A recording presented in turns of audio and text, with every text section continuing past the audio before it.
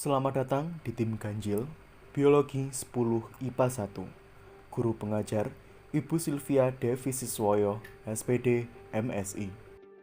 Berikut anggota tim Ganjil: Ilham Bintang Maulana, Melinda Dwi Saputri, Brian Septianto, Amelia Ajeng Laili Baas, Firda Nur Rahmawati, Prita Dwi Ayuni, Sela Dwi Aryadita, Adisa Anindya, Dea Anggun Puspita, Sari Farida Hanun, M. Ramadhani Lukum, Nadia Putri Ramadhani, Rifatul Faudika, dan Muhammad Aji Perdana. Bab yang akan kita bahas adalah ekosistem. Fokus pembahasan mengacu kepada pengertian dan komponen ekosistem, jenis ekosistem, aliran energi dan daur biogeokimia, dan peran komponen ekosistem. Pertama, pengertian dan komponen ekosistem. Pengertian ekosistem. Ekosistem adalah sebuah sistem ekologi yang dibentuk dari hubungan timbal balik antara makhluk hidup dengan lingkungan sekitarnya. Jika pengertian komponen ekosistem adalah kumpulan penyusun terbentuknya suatu ekosistem. Secara spesifik, komponen ekosistem dibagi menjadi dua, yakni komponen biotik dan komponen abiotik.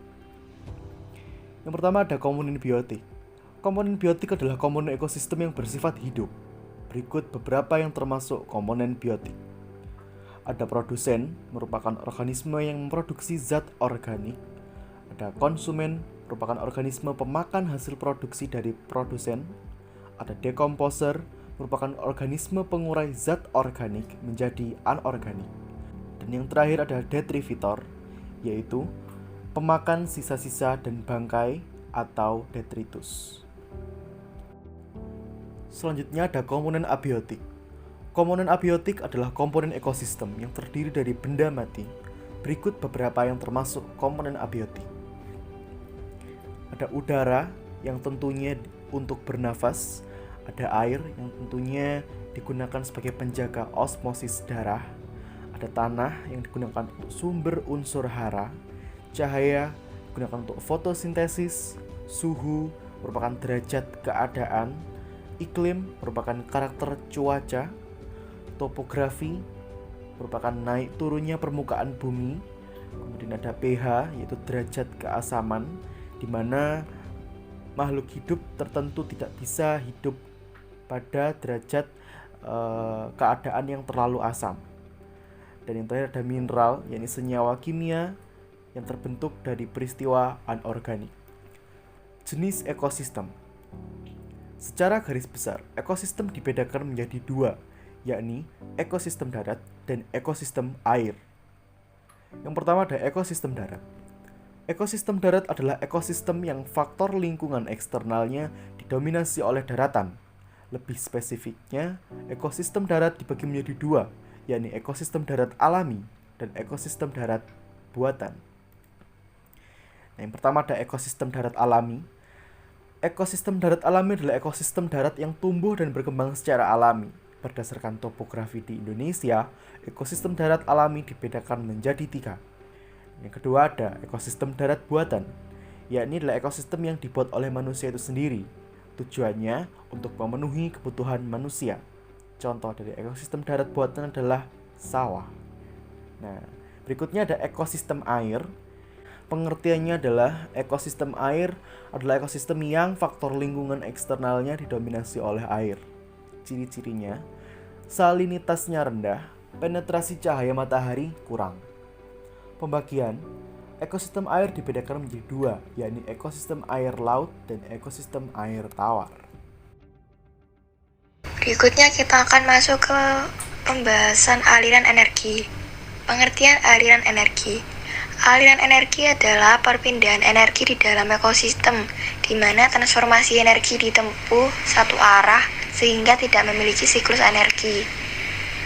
Hal tersebut terjadi karena adanya peristiwa makan dan dimakan pada makhluk hidup satu ke makhluk hidup yang lain. Pembahasan kita akan difokuskan bahwa aliran energi bisa direfleksikan dalam bentuk rantai makanan, jaring-jaring makanan, dan piramida ekologi. Yang pertama ya ini adalah rantai makanan. Pengertian rantai makanan. Rantai makanan adalah sebuah peristiwa makan dan dimakan antara sesama makhluk hidup dengan urutan-urutan tertentu. Adapun komponen rantai makanan seperti produsen primer, konsumen 1, 2, 3, dan 4, dan juga dekomposer. Tidak lupa dengan pembagiannya. Ditinjau dari trofik dibedakan menjadi dua, yakni rantai makanan berumput dan rantai makanan detritus. Yang kedua yaitu jaring-jaring makanan. Jaring-jaring makanan adalah kumpulan dari berbagai rantai makanan yang saling makan dan dimakan, serta berhubungan akan membentuk jaring-jaring makanan. Dan yang ketiga adalah piramida ekologi. Piramida ekologi adalah hubungan antara organisme dalam suatu ekosistem secara kuantitatif. Dinyatakan dalam berbagai diagram piramida ekologi. Piramida ekologi sendiri dibagi menjadi 3, yakni piramida jumlah, piramida biomasa, dan juga piramida energi. Piramida jumlah. Pengertian piramida jumlah adalah suatu piramida yang menggambarkan jumlah satu individu pada setiap tingkat trofit dalam suatu ekosistem. Piramida jumlah umumnya berbentuk menyempit ke atas. Cara penentuannya yaitu dengan cara menghitung jumlah individunya dan dikelompokkan menurut trofiknya. Adapun kelemahannya, yakni tidak memperhatikan ukuran tubuh organisme, maka bentuk piramida tidak proporsional.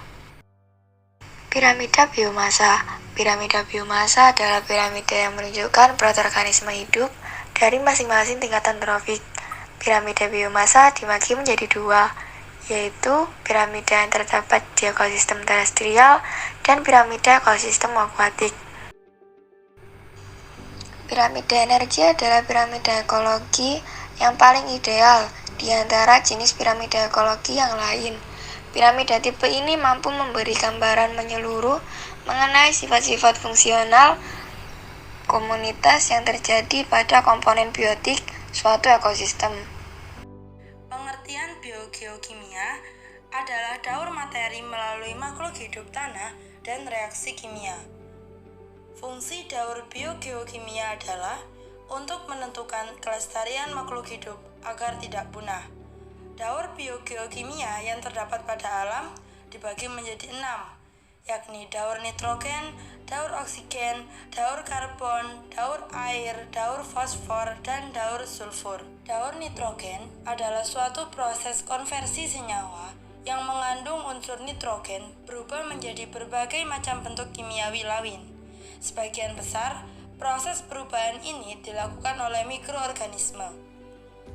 Pengertian daur oksigen adalah salah satu proses pertukaran dan perubahan terus-menerus antara oksigen O2 dan karbon monoksida CO2 melalui proses fotosintesis. Berikutnya ada daur karbon. Daur karbon adalah siklus perubahan senyawa berbasis karbon dan oksigen dari satu bentuk ke bentuk yang lain. Berikutnya ada daur air. Daur air adalah satu daur yang menggambarkan pergerakan molekul air dari atmosfer ke bumi dan sebaliknya yang tidak pernah berhenti sehingga membentuk rangkaian melingkar perjalanan molekul air di bumi yang disebut siklus. Selanjutnya ada daur fosfor. Daur fosfor adalah proses perubahan fosfat dari fosfat anorganik menjadi fosfat organik dan kembali menjadi fosfat anorganik secara kesinambungan dan tanpa jeda.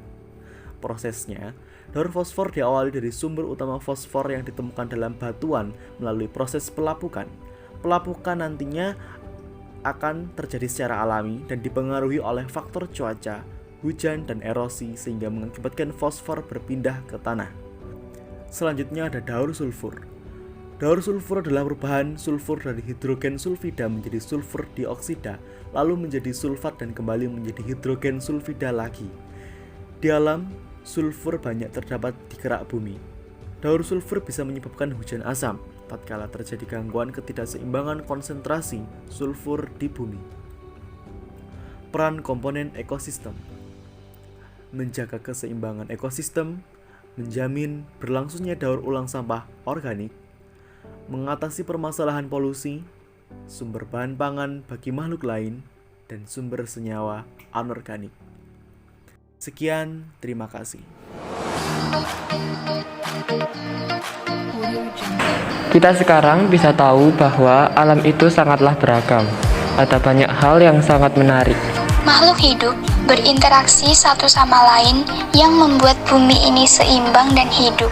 Kita wajib bersyukur dengan ciptaan Tuhan Yang Maha Esa. Serta buat apa kita membuat ulah dan merusak alam, Yang nantinya malah kita sendiri yang rugi. Stop eksploitasi alam. Cintai alam ini seperti kamu mencintai orang terdekatmu.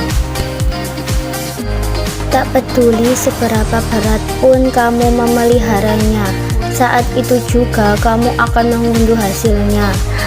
Alam itu indah tatkala kita bersahabat. Turunkan ego dan lestarikan bumi pertiwi kita.